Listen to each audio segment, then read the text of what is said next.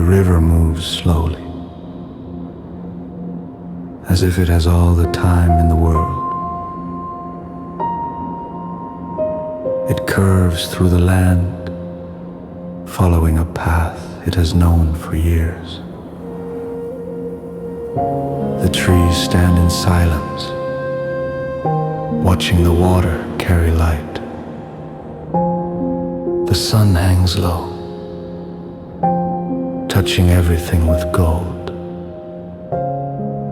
Nothing feels rushed. The world becomes still. You can hear the silence, not empty, but full. Full of wind, full of water, full of a day coming to an end.